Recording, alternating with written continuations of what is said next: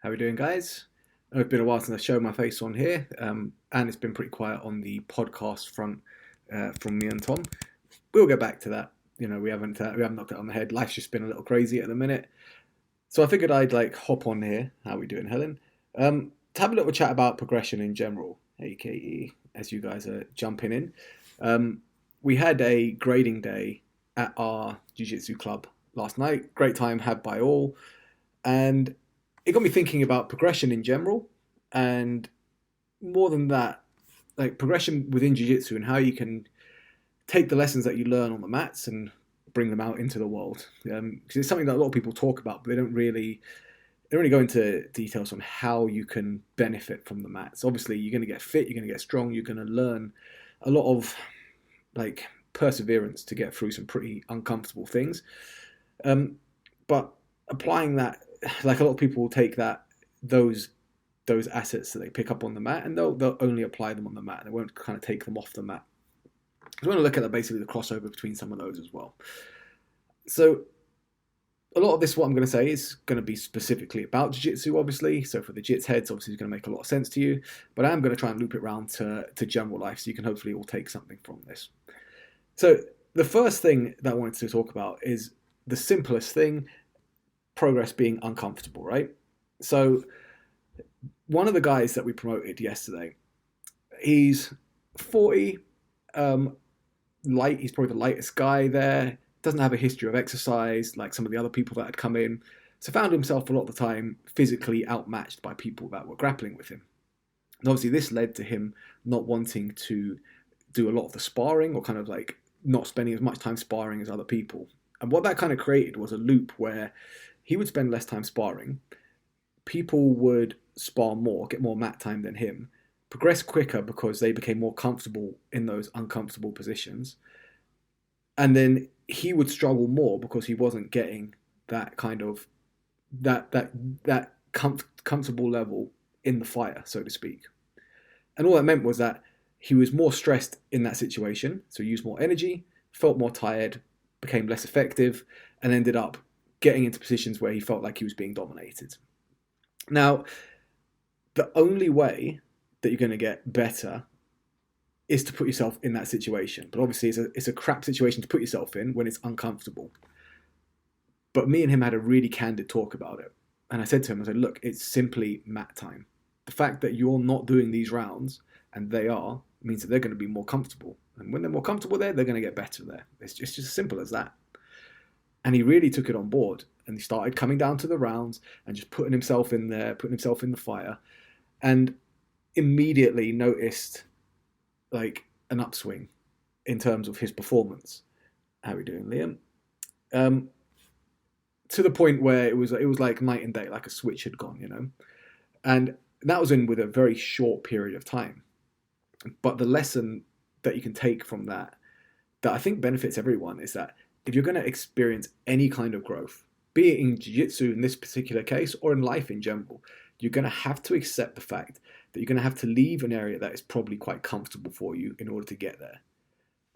Because if your goal is over here and you're currently here, the distance between those 2 points is not necessarily going to be a comfortable journey, but you have to leave where you are to get to where you want to go. You just have to.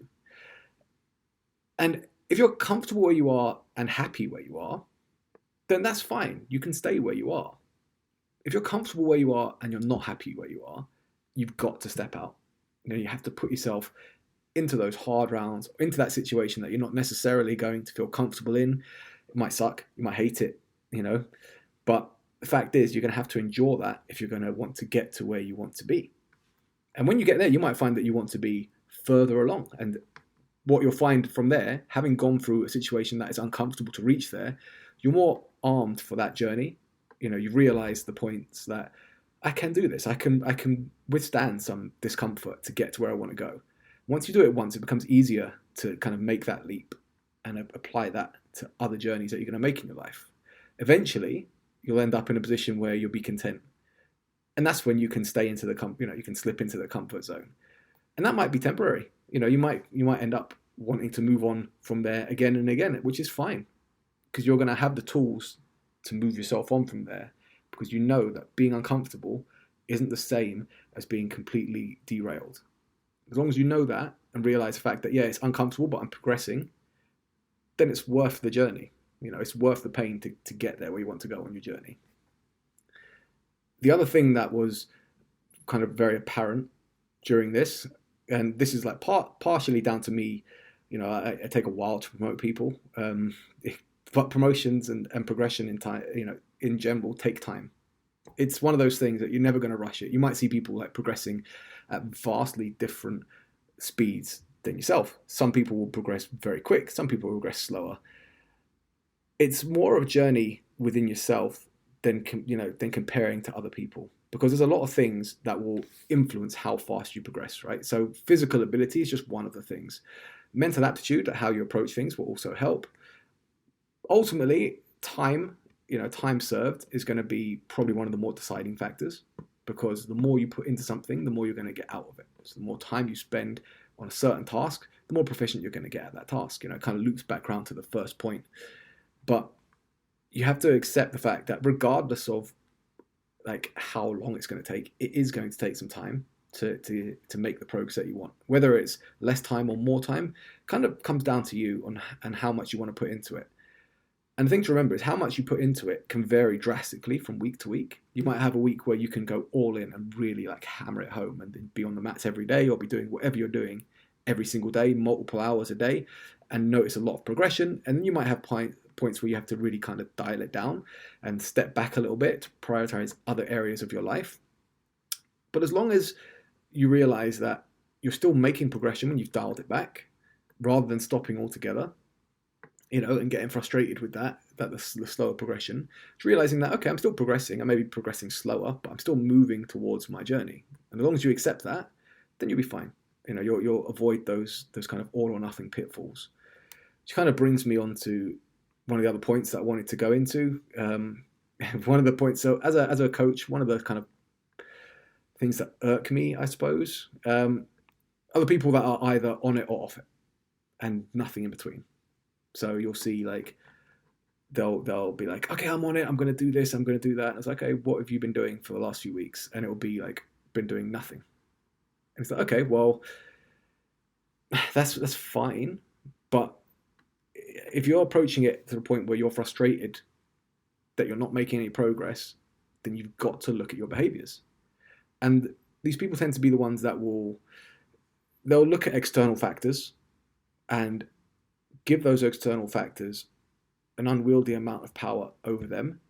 So it would be a case of like, oh, work was so stressed I just couldn't face doing this, and they won't do it. Or, oh, I'm just feeling a bit meh, so I didn't do it. And in my mind, sometimes you just want to shake this person. It's like, okay, so you're stressed or you're upset, so you're actively choosing to not do the thing that is probably going to make you feel better, put you in a better headspace, and overall benefit your life and kind of move you towards your goal. So literally, there's no loss from doing this. You're gonna get up, you're gonna go out, you're gonna work out, you're gonna get a hit of endorphins. You're probably gonna feel better, which will motivate you to eat better and look after yourself and put you in an overall better headspace. So if you've got an issue where you're not feeling comfortable in your body, and you're going out and you're training, you're eating well, even though you don't want to, ultimately that's going to reflect back on your perception of your own body, because you're going to realize that your body's getting through these things and able to do so much more than you thought that it could potentially do. And that will feed into body positivity, looking at your body in a more positive light, and overall, just a better headspace.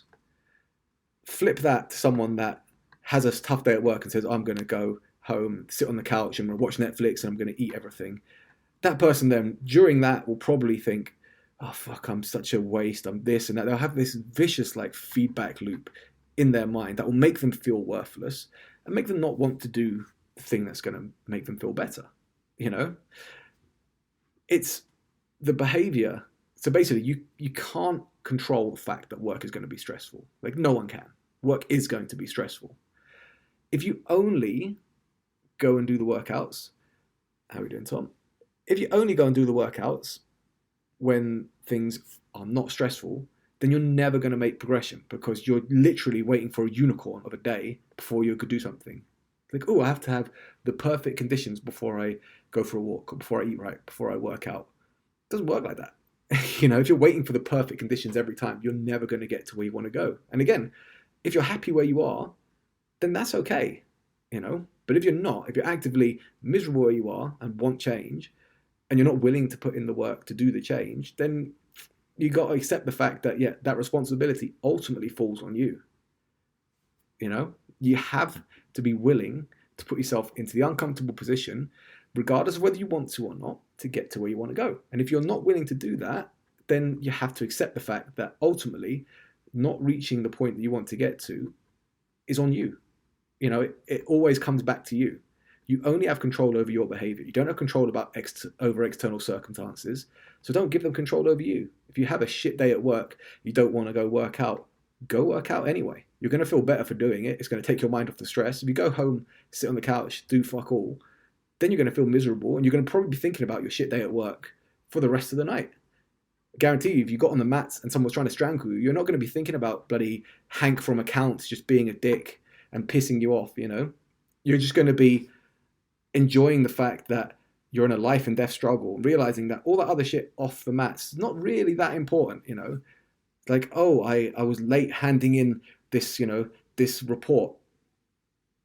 So what? Hand it in the next day. It's like, ultimately, I know it sounds bad, but ultimately, when it comes down to work, right, people will give work power over themselves. Like, oh, I have to finish this. It's my job to do this. Your company, and I'm sorry to break this to you in such a blunt way, but if it was up to your company, they would literally make you work 24 hours a day and pay you fuck all, because their bottom line isn't, like, their ultimate responsibility or goal isn't your welfare. It's to turn over a profit. That's why you'll put in like holiday request, and they'll be like, we're a bit busy here, you can't have it. It's like, right, yeah. So it doesn't matter about my life and my goals, only if it fits the big conglomerate that I'm trying to serve. So if you're late handing in, Friday's report that is urgent, and you're stressing about it, ultimately you're going to go there and you're going to do it on Monday. You're probably going to get a bit of slap on the wrist, but it's not going to make a huge difference to the overall impact on that company. They're still going to be turning over a lot of money, a lot more than they're paying you, and they probably won't give a shit. So rather than sit at home and stress about it and wonder like, oh God, have I ruined everything? Let's go do something that's going to make you feel better, because your responsibility should be to your own happiness. Ultimately, that's what matters, right? So go out there, do the thing, go for the run, go on the mats, do something that you know is going to make you feel better. You'll thank yourself for it overall, and it will put you in a better headspace in the long run. So in a roundabout way, what I'm trying to say is, if you only progress when things are easy, you're never going to progress, because you're just not. You have to be willing to go through discomfort. And on that note, when it comes to like progression, the main thing to remember is that progression isn't like, it's not a destination, it's a journey. You're never going to be there to the point where you can just stop everything and you're going to stay there. That's ultimately what I think people fall down on. It's like, oh, I've had like 3 weeks of training really hard and eating really well, I'm just going to stop now. And then they get annoyed that they put on weight. It's like, yeah, because it's not a set point that you keep. You have to keep earning it. It's that so forgive me, I can't remember who said it, but it's the phrase that success isn't earned, it's leased, and rent's due every day. You have to put in the work every day to get to where you want to go. You're never going to be there where you can just kick back and do nothing, and that, that's fine. People tend to be happier when they're chasing something, when you've got a goal. I mean, how many times have you been in a situation where you want to get something, even if it's something you want to buy, right? And you buy it, and you're immediately thinking about buying the next thing, like the thing that you've got, it's that the chase of it seems more alluring than actually having it, right? So you move on to the next goal. And the same with goals, like, oh, I want to, like, lifters will know this, like, oh, okay, I want to hit this lift, I want to get to 100 kilo deadlift, right? And you'll hit the 100 kilos and it will feel amazing for a bit, but then you're like, you know what about 105? Can I get 105? Well, okay. And there's always the next goal and the next goal and the next goal. And it's chasing that stops us from just falling into like a stagnant pit and doing nothing. Once you realize that your progress is a continuous destination, you're going to keep doing the thing. And again, ultimately, it comes down to discipline. Like the self-awareness to own the fact that you need to put in the work. And if you're not willing to, that's fine as well. But don't come and complain to me that you're not where you want to be when you know full well that you have not been putting in the work. Because what am I going to tell you? I'm going to tell you, do the fucking work. No one is going to come and do it for you. You have to do it yourself. On that note, hopefully for some of you, this has been like a little wake-up call. If you've been sitting around thinking, oh, I'm going to go and do this, I'm going to hit the training session, and you've kind of been putting it off a little bit, go do it. And don't be one of those people that says, I'll start, if you miss a Monday, I'll start next week, I'll start next Monday. Start on Tuesday. It doesn't matter if you miss a Monday. Monday is just an arbitrary day. And yeah, it's nice to hit a Monday workout because you feel like you started your week well. But don't be muggins who misses Monday's workout and be like, oh, I'll start next week. Because next week is too far away for you to have any kind of accountability. And if you miss Monday and say you're going to start next week Monday, what are you going to do between those 2 days? You're going to fucking do nothing of worth for your fitness journey. You're just going to eat everything, chill, do like basically fuck all, and put yourself further away from your goal. Things to remember is, like I said earlier on, slow progression towards your goal is still progression. There is no tomorrow. Damn right there is no tomorrow. And that's the thing with tomorrow. Like, people that put the goal off to tomorrow never comes. It's like every day is, oh, it's tomorrow. And you can put something off indefinitely. If you're looking to start a journey, look at what can you do right now to start it. And if you think, oh, is there a jiu-jitsu class on that I can do right now? And there's nothing on that day. Fine. Is there a video I can watch so I'm training my mind? Or is there a run I can go on so I get a bit of a boost for my engine? There's always something you can do now. And if you basically break it down, can I do this now? No. Okay, what's the thing before that? Can I do that now? No. What's the thing before that? Until you get something you can do right now, once you find the thing you can go do right now, go do it. And that way, there's no tomorrow. You get your journey started. On that note, I'm going to go before wrestling and do a little bit of studying myself. Cheers for jumping in, guys. I'm going to leave this one on my feed, and I'm going to upload it onto the podcast channel as well, because we haven't uploaded anything to there for a while. Obviously, me and Tom will be hopping back in the studio soon and doing another proper podcast episode, but I just wanted to get on and have a little rant about progression, expectations of progression, and how you can try and take lessons from progression and apply them just to general things in your life. Because like I say, if you're not progressing, you tend to be stagnating. So the idea is progress. And even if you have to slow down the progression, as long as you're keeping moving, you're going to get there in the end. Thanks for hopping in, folks. I'll see you guys all soon, hopefully with Tom, to have another pod. And obviously, if you want to listen to any of the podcasts we've done so far, there's a link in the bio. Just click on that. It's on Apple Podcasts, it's on Spotify. Give them a listen. We've had a couple pretty fun ones. We've got some fun questions to go through for the next one, and I'm looking forward to it. All right, see you next time, guys.